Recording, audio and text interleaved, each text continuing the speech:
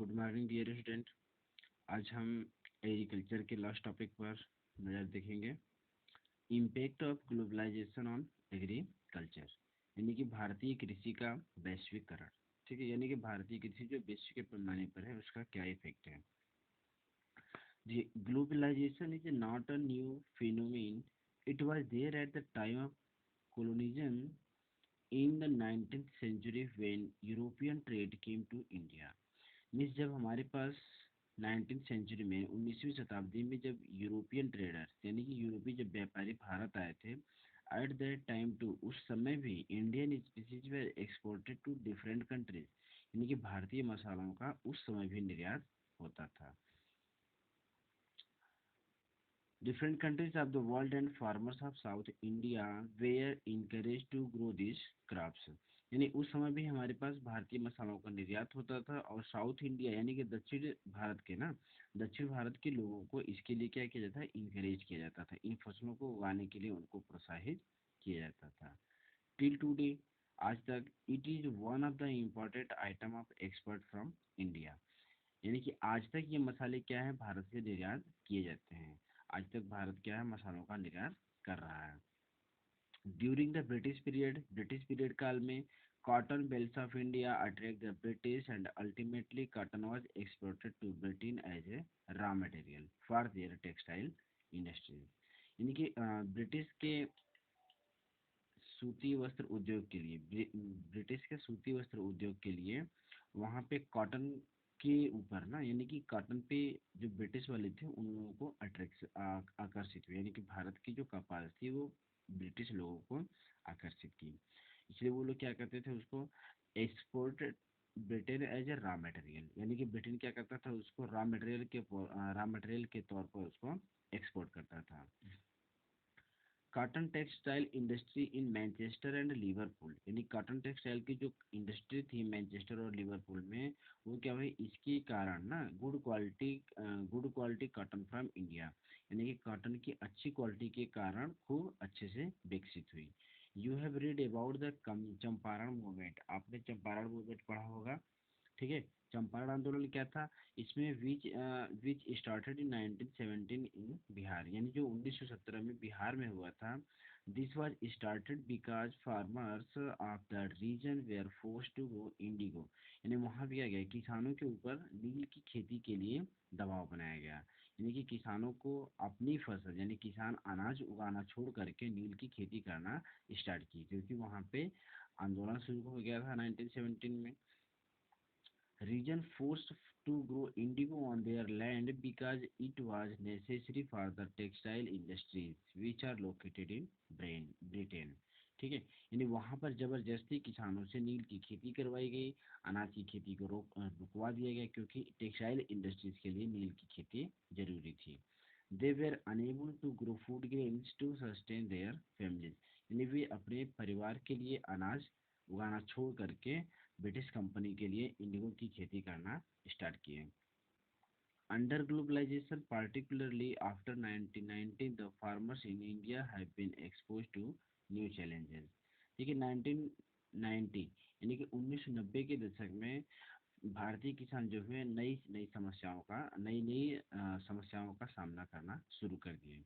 Despite being an important producer of rice, जिसमें चावल की खेती, कॉटन, रबर, चाय, कॉफ़ी, जूट एंड मसाले और agriculture products are not able to compete with the developed countries because the highly agriculture of in those countries। यानी कि उन विकसित देशों के मामले में, यानी कि जो विकसित देश थे उनके मामले में जो भारतीय फसलें थी जैसे राइस हो गया, कॉटन हो गया, रबर, चाय, कॉफ़ी, इनके उत्पादन में हमारी जो स्थिति थी वो थोड़ी निम्न होने लगी। टुडे, आज इंडियन एग्रीकल्चर फाइंड्स, ठीक है, आज भारतीय किसान क्या करता है, it self at the cross road, यानी कि भारतीय किसान जो आज है वो हमारे दो राहों पे खड़ा है। मतलब उसको ये समझ नहीं आ रहा है कि हम उत्पादन कर रहे हैं तो वैल्यूएबल इकोनॉमिकल दृष्टि से कर रहे हैं या सिर्फ लाइफ दृष्टि से कर रहे हैं। To make agriculture successful and profitable, अगर हमें एग्रीकल्चर को सक्सेसफुल और प्रॉफिटेबल बनाना है तो हमें क्या करना चाहिए, proper thrust should be given to environment condition of marginal and small farmer. तो सबसे पहले हमें लघु एंड सीमांत, ठीक है, स्मॉल फार्मर्स और मार्जिनल फार्मर्स की स्थिति में सुधार करने चाहिए, तब जाकर के हमारा जो एग्रीकल्चर होगा वो सक्सेसफुल और प्रॉफिटेबल होगा। The green revolution promised much, यानी कि हरित क्रांति ने जितना भी वादा किया था वो सब वादे क्या हो गए, फेल हो गए। But today is under controls, it is being alleged that it is caused degradation due to overuse chemicals during qualities qualifiers and vanishing biodiversity, यानी कि it is being alleged that is has caused land degradation, यानी यहाँ पे क्या हुआ कि जो भारतीय जमीनें थी वहाँ पे ओवर केमिकल्स यूज, यानी कि रसायनों का अधिक प्रयोग कर दिया गया, जिसके कारण से जो हमारी लैंड थी वो डिग्रेडेशन यानी कि सूखने लगी। हाँ, और उसकी जो उर्वरता शक्ति थी वो क्या होने लगी, धीरे धीरे कम होने लगी। The keyword today is gene revolution, यानी जीन रिवॉल्यूशन क्या है, जीन क्रांति क्या है, विच इंक्लूड्स जेनेटिक इंजीनियरिंग, ठीक है, यानी कि वो जेनेटिक इंजीनियरिंग के माध्यम से जो हमारे सीड्स तैयार किए जाते हैं वो होती है जीन रिवॉल्यूशन, यानी इंजीनियरिंग तरीके से तैयार की गई बीज, ठीक है।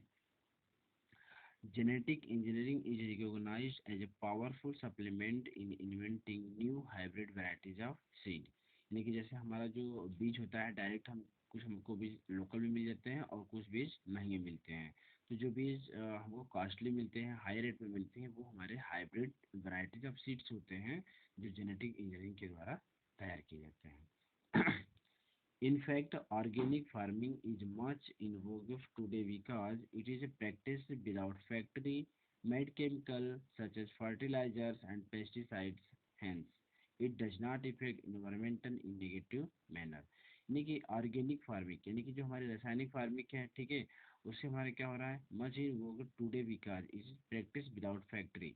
अगर हम ऑर्गेनिक तरीके से खेती करें जो बिना फैक्ट्री के द्वारा हम केमिकल्स को बनाएं, ठीक है, फर्टिलाइजर्स को बनाएं, पेस्टिसाइड्स बनाएं, तो ये क्या होगा, इट डज नॉट अफेक्ट, यानी यह हमारे पर्यावरण को भी प्रभावित नहीं करेगा और नेगेटिव मैनर नहीं निकलेगा।